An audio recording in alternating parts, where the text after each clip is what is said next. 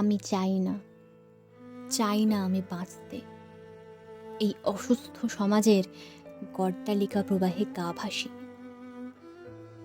আর কতদিন রাখবে তোমরা এই নারী জাতিকে শাসিয়ে? আমরা নাকি সকলেই স্বাধীন দেশের নাগরিক? নারীরা তো আজও শুধু পুরুষ জাতির শখ মেটানোর আকরিক। ভুলে যায় কি সবাই যে পাঁজরের নিচে একটা হৃদয় আমাদেরও আছে? তাহলে কেন বারংবার লাঞ্ছিত হতে হয় আমাদের সমাজের কাছে? সেই মেয়েটিরও বা কি দোষ ছিল?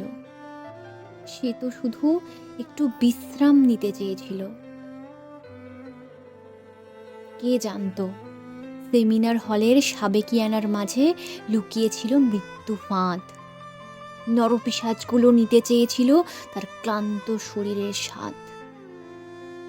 মেয়েটা যখন অসহ্য যন্ত্রণায় ছটফট করছে, যখন জীবন বাঁচানোর লড়াই লড়ছে, তখন নিরাপত্তা রক্ষীরাই বা কোথায়?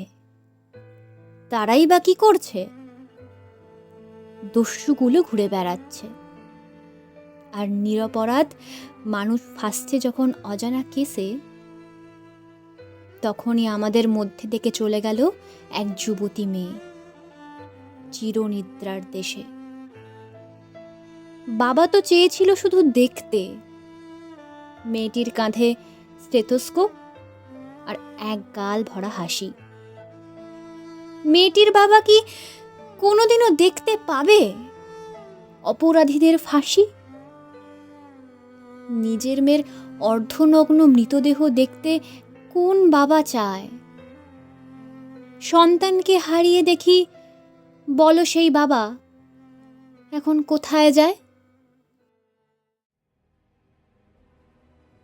এই পুরুষতান্ত্রিক সমাজে দাঁড়িয়ে আমারও কিছু প্রশ্ন আছে।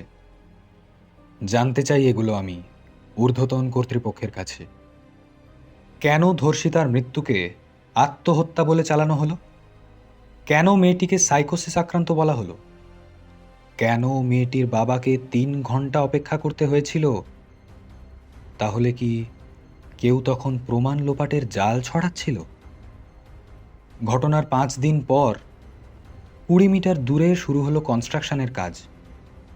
কেন হঠাৎ করে উন্নয়নের কথা প্রশাসনের মনে পড়ল আজ? সঞ্জয় রায়ের মতন দুষ্কৃতী এত সহজে দোষ কবুল করে নিল? এত সহজে ও পুলিশকে জবানবন্দিও দিয়ে দিল? নাকি সে শুধুই তুরুপের তাস, হচ্ছে শুধুই শাক দিয়ে মাছ ঢাকা?